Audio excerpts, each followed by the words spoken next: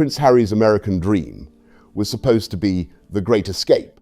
It was meant to be freedom, sunlight, privacy, space, purpose, and a new life far away from palace courtiers, royal duty, British newspapers, and the rules that had defined him since birth. Yet the longer this story goes on, the harder it becomes to ignore the same uncomfortable question. What if the life Harry ran toward is not the life that actually suits him? That is the question now hanging over the Duke of Sussex after another bruising chapter in his public life. The image once sold to the world was clear. Harry and Meghan would leave the royal system, move to California, build a modern philanthropic empire, tell their truth, raise their children in peace, and prove that they could be bigger, freer, and more influential outside the monarchy than they had ever been inside it. But according to royal commentators and recent reporting, the reality looks far more complicated. The money is under pressure, the Hollywood shine has faded, the family relationships remain shattered, and Harry himself is being described as a man increasingly caught between two worlds. On one side is Montecito, the mansion, the lifestyle brand, the streaming deals, the celebrity circuit, and the endless need to sell something, explain something, launch something, or defend something. On the other side is the world Harry left behind. Well, I mean, I'd say it starts with the Oprah Winfrey interview. He's clearly not happy to be there. He's clearly not happy with some of the things that have been revealed. He even tells Oprah, I refuse to go there at one point, where Oprah's trying to trigger Harry to explain exactly what Meghan Markle's talking about when it comes to the royal racism row. But, Harry, his desperation to see his father in the United Kingdom in the last few weeks, the way cousins, the old friends, the country weekends, the military ties, the public respect he once enjoyed, the structure of royal life, and the strange but familiar rhythm of Britain. The problem is that Harry may have discovered something rather late. You can leave a country, you can leave an institution, you can even leave your family. But you do not so easily leave the identity that was built into you from the beginning. Royal commentator Kinsey has argued that the cracks in Harry's American life have been visible for years. In her view, the signs were already there during the Oprah Winfrey interview, when Harry did not always look entirely comfortable with the territory being covered. At one moment, as the discussion moved toward the racism allegations and the details Meghan had raised, Harry appeared reluctant to go further, saying in effect that he would not go into that area. To some observers, that was an early glimpse of a man who wanted to support his wife, wanted to stand by the new narrative they had chosen, but also seemed uneasy about the full consequences of the road they were taking. Since then, the distance between Harry's stated mission and Harry's visible mood has only become more striking. He has spoken often about trauma, safety, the press, and institutional failure. But the bigger picture now being discussed is much simpler. Is he happy? Is he settled? He pushed back on the palace. Harry is eager to make a place for himself back in the UK.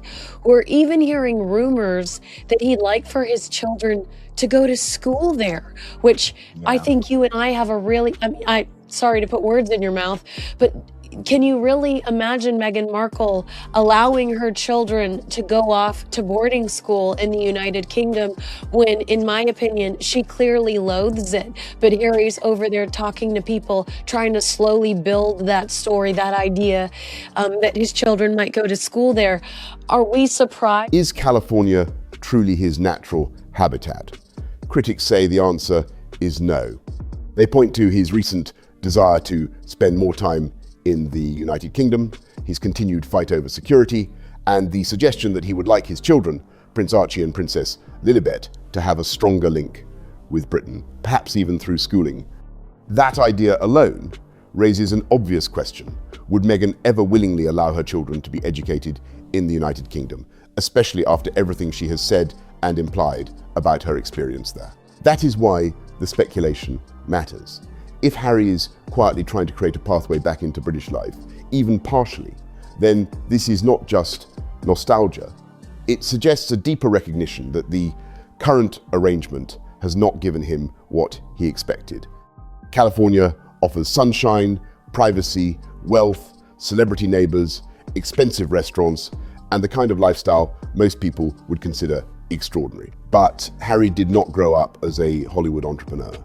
He grew up as a prince, a soldier, a younger brother, a grandson of Queen Elizabeth II, and a central figure in one of the most unusual families on earth. The freedom he wanted may have come with a cost he did not fully understand. The emotional cost appears to be loneliness. In the Netflix series, Harry admitted that he missed certain aspects of his former life. He only ever looks happy in England. Without Meghan next to him. I think he's the only person that isn't happy in California. I mean, you guys have got everything. You got sunshine, you got Hollywood, you got celebrities, you got amazing restaurants and places to drink. You got cocktails like mojito and a new cocktail I found out about, which is called a spicy Mojave or something. I don't know what it is, but the bottom line is that this is not the habitat of the lesser spotted Prince Harry, is it? California. That statement may have been brief, but it said a great deal. What he seemed to miss was not simply palaces or formal ceremonies. It was the texture of belonging. It was Sandringham at Christmas, Balmoral in the summer, the cousins gathered together, private jokes, family traditions, and the silly gift exchanges that famously matter more for humor than price.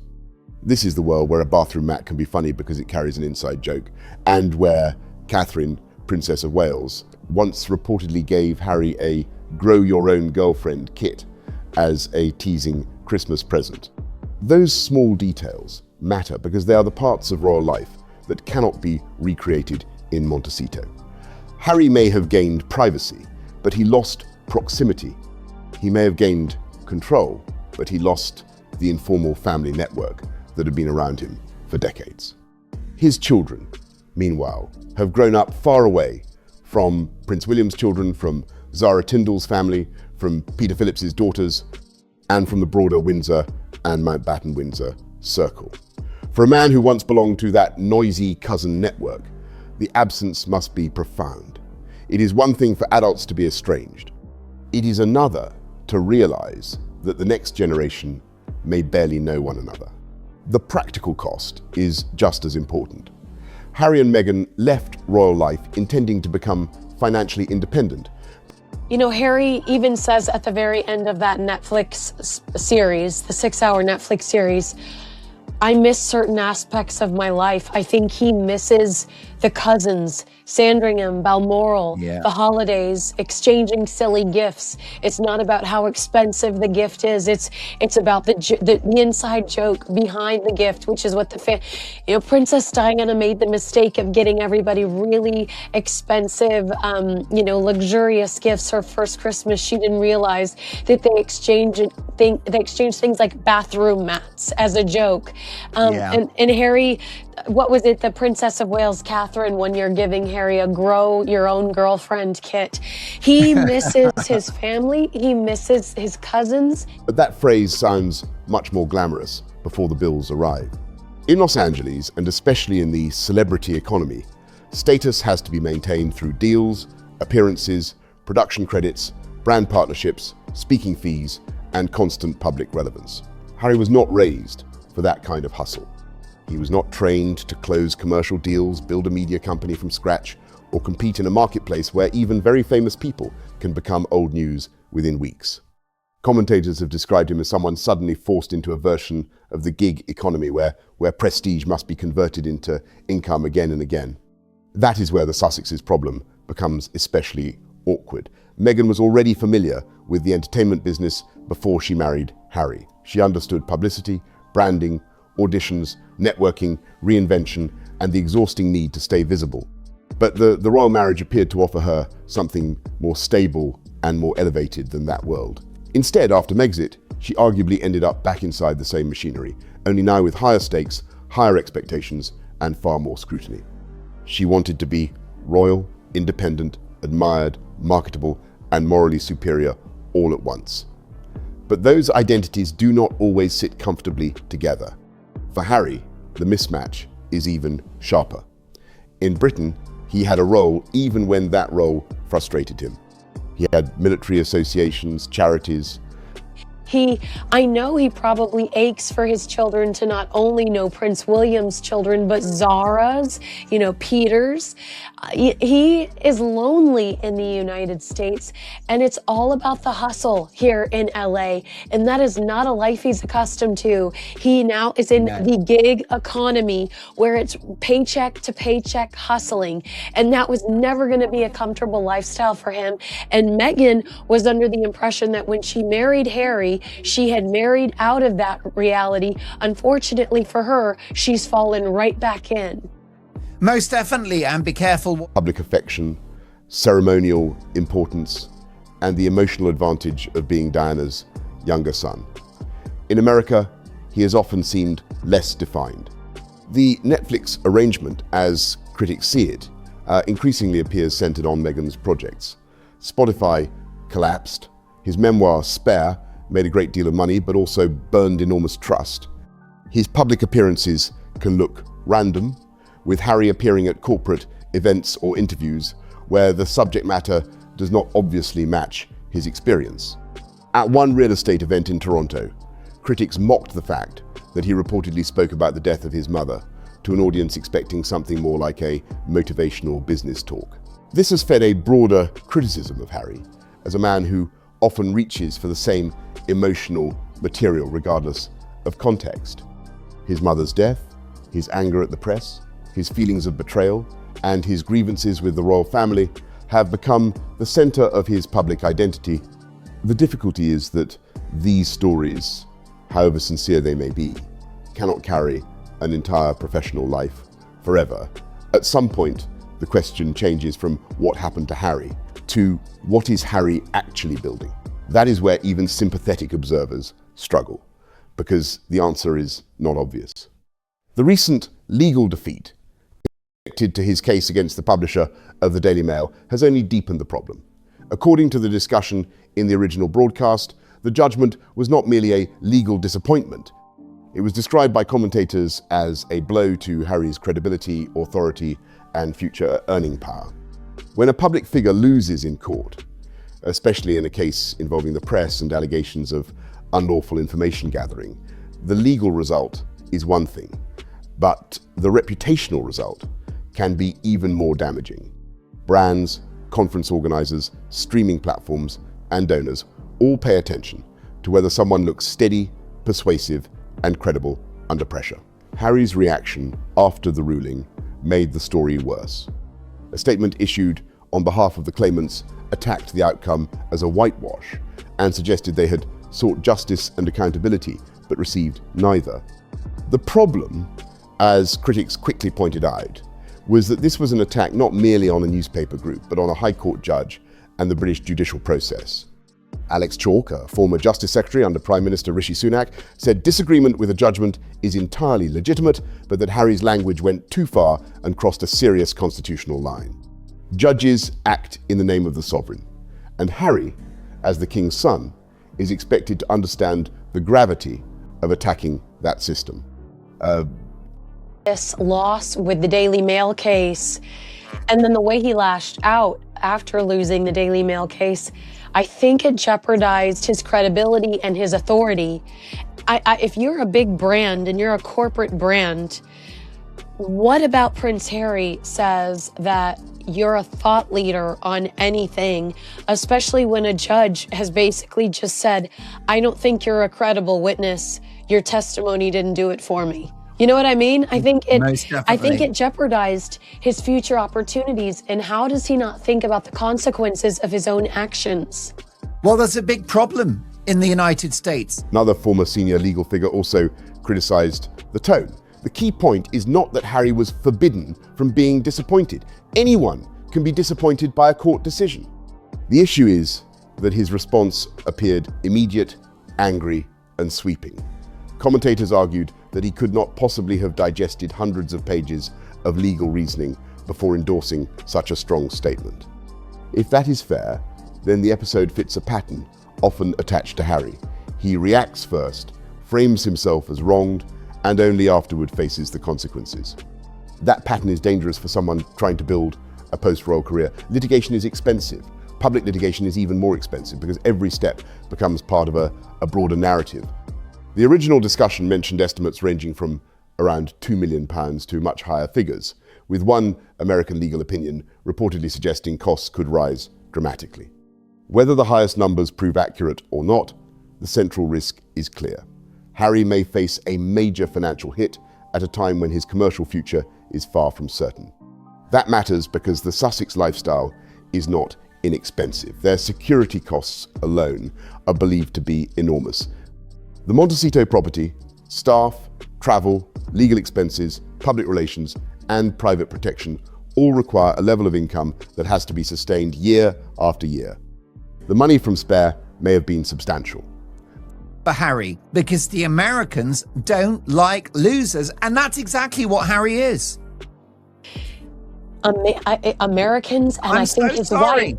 His wife doesn't like Prove losers. me wrong. Right, and I think that the reason we didn't see Meghan anywhere was because Meghan doesn't like losers as much as the American public does not like losers. And she got the announcement from Buckingham Palace, but I do think that for her brand, especially in Hollywood, she needed the royal proximity again, that royal stardust to try to shill whatever it is she's shilling next. Well, I think you're so right. And whilst one large publishing deal does not solve every problem indefinitely, especially if legal costs and ongoing security expenses keep climbing. If the court defeat drains a meaningful portion of the money Harry earned by writing about his family, then the irony is hard to miss. Meghan's commercial position adds another layer. Her lifestyle brand has been portrayed by critics as struggling to convert royal fascination into durable consumer demand. The tone of those criticisms is often harsh, but the underlying issue is serious. Meghan's brand depends on the idea that her title still has value. She wants to be seen as a duchess, a tastemaker, a domestic curator, and a figure of elegant aspiration. But that brand becomes harder to sell if the royal connection feels distant, strained, or embarrassing. This is why Harry's trip to the United Kingdom was so important. For the Sussexes, any sign of royal proximity matters.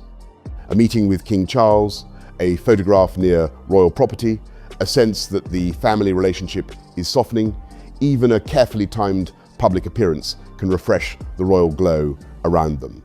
Meghan's projects do not exist in a vacuum. They are tied to her identity as the Duchess of Sussex. If the public stops seeing the Sussexes as meaningfully connected to the monarchy, the commercial value of the title weakens. In that context, a reunion with the king is not only emotional, it is also reputational. But according to the discussion, the trip did not unfold the way Harry and Meghan may have hoped. Instead of a triumphant return, Harry faced a flurry of negative headlines.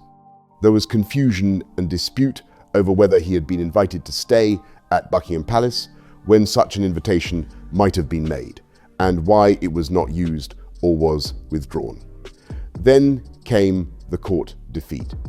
Then came criticism of his response. Rather than looking like a prince returning with dignity, he risked looking like a man still at war with the very systems he claims to want partly back.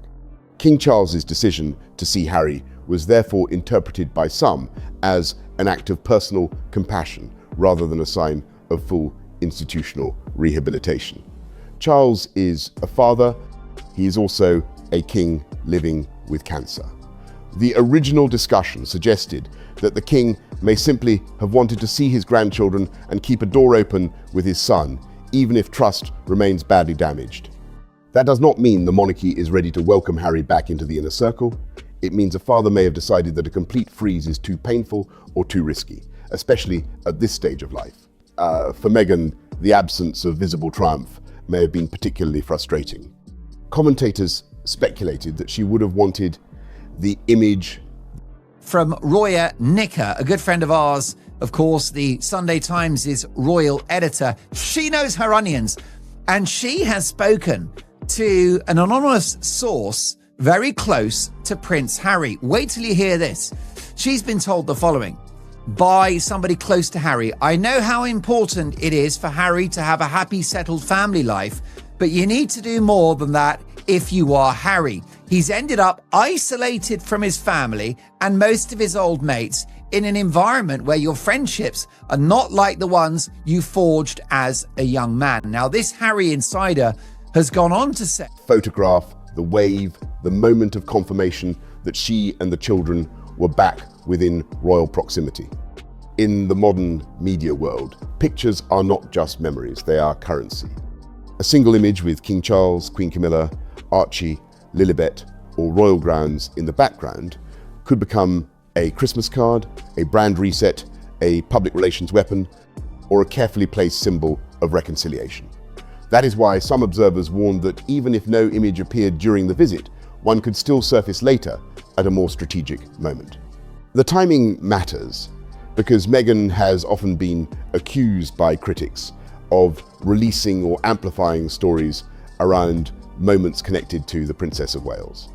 Whether one sees that accusation as fair or exaggerated, it is part of the media narrative now. So when commentators joke that a photo could appear around Catherine's Christmas Carol concert, they are rarely pointing to a broader belief that the Sussexes understand how to compete for attention and are willing to use timing aggressively. Yet, even if Harry did secure a meeting with his father, the idea that one visit can repair years of damage is unrealistic. Trust inside the royal family has been broken again and again, not only by interviews but by the Netflix series Spare, public comments about Camilla, attacks on the institution. Harry used to love a night out in the pub and hanging out in the country with friends. Maybe he's grown into a different person, but I do think that do I think that he would really suit the Californian lifestyle? No, I don't. Now that we've seen it all play out, what has that left him with? On the surface, an enviable lifestyle, but for the Harry I know, I can't imagine that gilded exile in California is where he wanted to end up. Yikes. And the fear that private conversations might one day become content. The king may be more willing than William to engage, but William and Catherine are a different matter. They have been directly wounded by the Sussex story, and they also represent the future of the monarchy. For them, reconciliation is not simply emotional, it is strategic, protective, and constitutional. This is where Harry's situation becomes almost impossible. If he wants more time in Britain, he needs some level of cooperation from the royal family. But the more he fights the palace publicly, the harder cooperation becomes. If he wants security, he has to persuade institutions that he is genuinely at risk and that his visits require special arrangements. But if he turns every dispute into a public battle, he risks looking less like a vulnerable figure and more like an entitled one. If he wants his children connected to Britain, he needs trust. But trust is exactly what has been hardest to rebuild. The security battle is central to the next chapter. According to the commentary, Harry's anger over security arrangements before arriving in the United Kingdom suggests that he wants to come back more often. If he wants a semi-regular British presence, security becomes the foundation of everything. He wants armed protection, predictable arrangements, and the reassurance that he can move through the country with a level of safety similar to what he remembers from royal life. In the same piece from Roya, we also hear that on his 40th birthday, he really just dwelled on the past. He did meet up with some old friends and was obsessed with talking about old stories. And I mean, I think that that's something we talk about quite a bit, how Harry has a hard time focusing on the future and creating a new path for himself. He seems to just dwell in what once was that great behind the pub romp, I guess, was so fantastic. He had to relive it. The British state and the royal household, however, do not appear eager to provide automatic royal level protection after he voluntarily left official duties. Harry's public argument has often been that his status and risk did not vanish when he stepped back. His critics respond that working royals and private citizens are treated differently for a reason. He cannot reject the obligations of the role while expecting all of its protections and privileges to remain in place. That tension sits underneath almost every dispute. Harry wants freedom from the institution, but protection from the institution. He wants distance from the family, but access to the family. He wants independence from royal duty, but continued recognition as uniquely royal. This contradiction also shapes Meghan's position. Her title is commercially useful precisely because it belongs to the royal system she has criticized. A cooking show segment styled around a duchess, a lifestyle product associated with duchess-like taste, or any brand identity rooted in refinement and status, depends on the public still seeing her as connected to royalty. But if the Sussexes are too far outside the monarchy, the title becomes less powerful. If they are too close, they face accusations of exploiting an institution they rejected. There is no easy balance. The comparison with William and Catherine makes the problem sharper. At the moment, commentators frequently describe the Prince and Princess of Wales. His new life. He talks about drug use. He talks about, we see Meghan posting videos of him surfing. It's ayahuasca. It's legal. It's legally smoking weed. You have the world at your fingertips. You've had all of these incredible professional opportunities from Netflix to Spotify, and this is what you're choosing to do with your time? Why aren't you choosing to do better, be better? That's my question. Well, in America, for Harry, it isn't working financially. As looking united, stable, attractive, and increasingly successful in public life. Catherine's return to high-profile duties after her health struggles has created enormous public goodwill. William's role as heir gives him institutional weight. Together, they project continuity. By contrast, Harry and Meghan are often discussed through litigation, media deals, product launches, family conflict, and personal grievance. The contrast is brutal because it is visual as much as political. One couple looks like the future of the monarchy. The other looks like a brand still trying to define itself. Harry's defenders would say this is unfair. They would argue that he left for legitimate reasons, that the press treatment was brutal, that Meghan faced hostility, and that the institution failed to protect them emotionally. Those arguments are part of the story. But even if one accepts that Harry and Meghan had real grievances, the question remains, what have they built since leaving?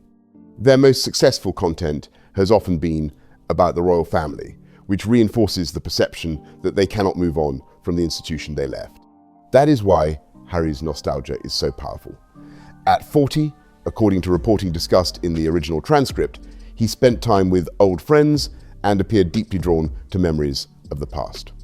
He reportedly wanted to talk about old stories and former adventures. That can happen to anyone at a milestone birthday. But with Harry, it fits a broader sense that he is stuck replaying what he lost. His old life had limitations, but it also had belonging. His new life has freedom, but it appears to lack the same social roots. The difference between British and Californian social life may sound trivial, but for Harry, it could be fundamental. He grew up around British humor, teasing, pubs, sporting weekends, military banter, polo players, old school friends, and country houses.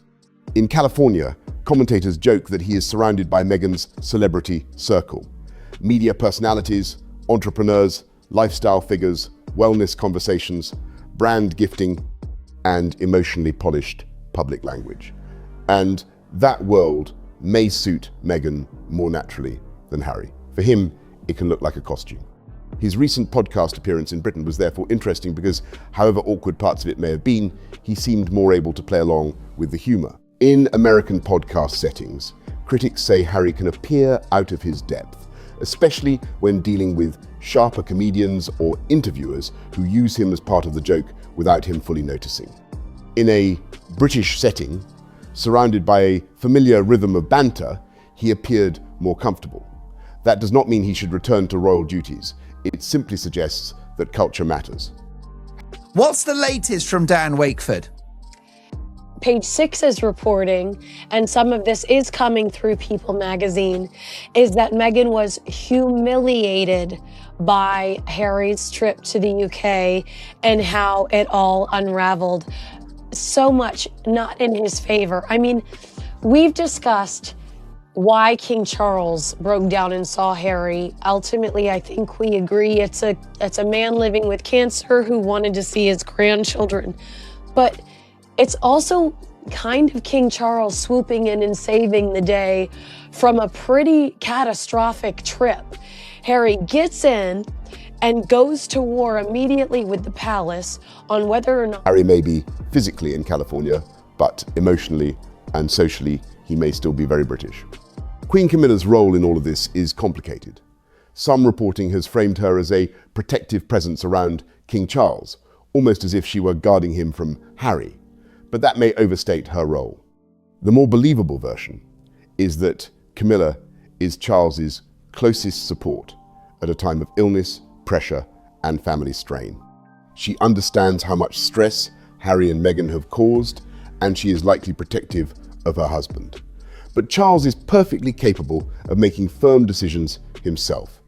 After Spare, he removed Harry and Meghan's access to Frogmore Cottage. What Camilla represents is non-negotiability. If Harry wants a relationship with King Charles, he cannot continue treating Camilla as an enemy. In Spare, and in interviews promoting it, Harry painted her in ways many saw as damaging and unfair. He suggested that she was dangerous in her relationship with the press and framed her as part of the machinery that hurt him. Whether Harry believes that or not, the practical result is obvious.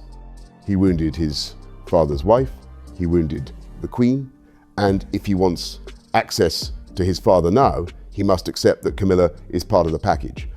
People close to Camilla have reportedly suggested that she does not like Harry, and if true, that would hardly be surprising. she just needs to look royal again, because I think she's been so critical of the royal family, and it's been so long since she's been seen next to them.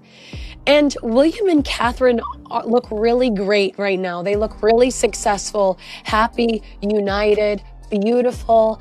And I think that Harry and Meghan have looked like they are failing and need some of that royal magic, that royal spark.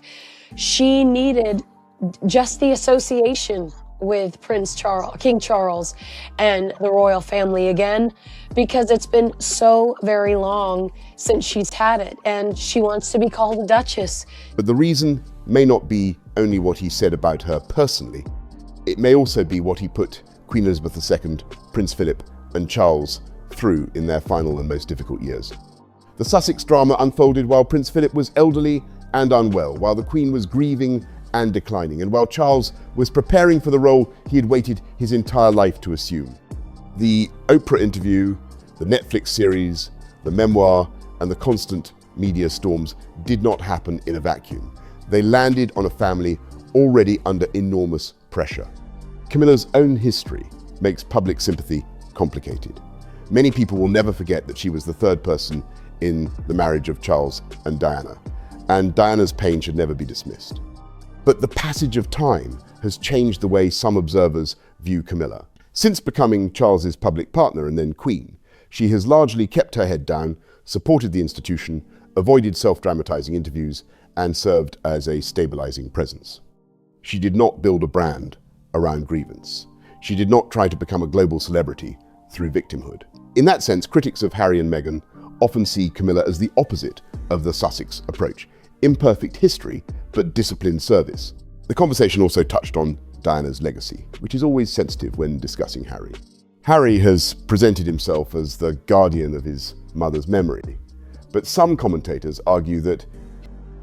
Well, that's right. It's pretty extraordinary, isn't it? Will she also be disappointed that she did not get the photo? You know, some sort of image of her with Charles and the kids and Camilla, or like you said, the wave on the plane. Does it surprise you that there isn't a single image capturing Meghan's return to Britain? I think it will be the Christmas card. Oh my goodness. So she's I sitting think it on will be this, the Christmas basically. card. It's an unexploded PR bomb. Yes, that's exactly how I would describe it. It's true, because Meghan is patient. If anything, she's she is patient. strategic, and she is pathologically transactional, Kinsey. His behavior has made the public revisit Diana's more difficult traits, as well as her charisma and vulnerability. That is a harsh assessment, and should be handled carefully. Still, Harry's repeated comparisons between Meghan and Diana and his tendency to frame every conflict through trauma have kept Diana's private pain alive in ways that may not always help her memory. The painful truth is that Harry's greatest asset has also become his greatest limitation. He is Diana's son. That gave him emotional power, public affection, and an extraordinary platform. But if every new chapter in his life is filtered through Diana, then he risks never becoming a fully separate public figure. He becomes the wounded boy walking behind the coffin forever, not the grown man responsible for decisions, contracts, lawsuits, statements, and family ruptures in middle age. Public sympathy can carry a person far, but it eventually meets the demand for accountability. That demand is now arriving. The American public can be generous to reinvention, but it also has little patience for visible failure dressed up as moral superiority. In the United States, celebrity culture rewards success, momentum, and confidence. It does not like the smell of decline. That is why the word loser, however blunt, captures the fear around Harry's brand. Renaissance in his relationship with his old man. I hate to be a negative Nancy, but it takes more than one visit to restore trust. And Harry has years to go before he restores any sort of trust with not only King Charles, but especially William and Catherine. I think that what this trip will be remembered for is truly the devastation of the loss of this court case, because I don't think we've even begun to see how it's going to affect his life personally, financially. I think that if he is seen as a man losing court cases, losing deals, losing family ties, losing public trust, and losing direction, the market will move on. Sympathy does not sell forever, neither does outrage. Meghan appears to understand that better than Harry. That may be one reason commentators speculated she kept a low profile during the trip. If the visit had gone well, if Harry had emerged with powerful images, warm royal signals, or a clear sense of reconciliation, Meghan might have benefited from association. But once the trip became tangled in legal defeat, palace disputes, and critical headlines, distance may have been more useful. Her brand cannot afford to be attached too closely to failure, especially when she is trying to sell aspiration. This is also why the Sussex marriage is so often discussed through power and geography. Megxit was unequal in one crucial sense. The new life was built on Meghan's terrain. They moved to her country, her state, her industry, and her style of social world. The mansion, the lifestyle, the branding, and the business strategy all feel more aligned with Meghan than Harry. That does not mean Harry is a prisoner or that Meghan controls everything, but it does mean he made the largest cultural move. He left the world he knew, she returned to a world she understood, only with a title attached. The children make any future move far more complicated. Archie and Lilibet are being raised in California. Their home, school routines, and daily lives are American. Meghan's mother is nearby. The Sussex business identity is based there. Even if Harry wants more of Britain, that does not mean the family can simply reverse course. A partial return may be more realistic. Harry spending more time in the UK for charities, veterans events, well child, legal matters, private visits, and perhaps attempts to rebuild old friendships, while Meghan remains more rooted in California. That arrangement would raise its own questions, but it may be where the story is heading. The Well Child Awards, expected to bring Harry back to Britain, are one example of the kind of role he still performs well. When Harry is around causes connected to children, wounded veterans, or service, he can still look authentic. Invictus remains one of his strongest achievements. Those areas remind the public of the Harry they once liked. Informal, warm, emotionally direct, and connected to something bigger than himself. If he were wise, he would rebuild from there, slowly and quietly, rather than through more lawsuits, more grievance media, or more attempts to present himself as a global thought leader. But the temptation to chase status remains. Commentators suggested Harry may continue appearing at corporate conferences and international events, including visits connected to conflict zones or high-risk settings, partly because those appearances reinforce his argument that he needs strong security. They also allow him to project seriousness and relevance. Yet the danger is that these appearances can look opportunistic if they are not tied to a clear, consistent mission. Harry needs more than presence. He needs purpose. So what happens next? The most likely outcome is not a dramatic divorce from California or a full royal return. The monarchy will not simply reopen the old door and pretend nothing happened. William is unlikely to trust Harry quickly, if ever. Catherine has little reason to rush into reconciliation. Charles may keep a private line open, but as king, he must protect the institution as well as his son. Meghan is unlikely to abandon the American base that gives her independence and commercial possibility. The children are unlikely to be uprooted without enormous private negotiation. Instead, expect a slow, awkward, partial re-entry attempt from Harry. More trips to the United Kingdom. More emphasis on charities that predate Megxit. More security disputes. More brief meetings or attempted meetings with his father. More stories from friends or insiders suggesting that Harry misses home, misses his old mates, and wants his children to understand their British heritage. At the same time, expect Meghan to continue trying to build commercial projects around elegance, domesticity, and the Duchess identity, because that remains her most marketable asset. Tragedy is that both halves of the Sussex project depend on something they damaged themselves. Harry needs the trust of the royal family to regain a meaningful British role. Meghan needs the glamour of royalty to sustain a lifestyle brand. But their most profitable years outside the monarchy were built on exposing, criticizing, and dramatizing royal life. That strategy brought attention and money, but it also poisoned the well. Now, as the deals cool and the legal bills rise, they appear to need the very royal proximity they spent years turning into content. There is still a path out of this, but it would require discipline. Harry would need to stop litigating every grievance in public, accept that trust takes years to rebuild, and focus on service rather than status. Meghan would need to allow the royal connection to breathe instead of appearing to monetize every scrap of it. Both would need to understand that reconciliation cannot be managed like a product launch.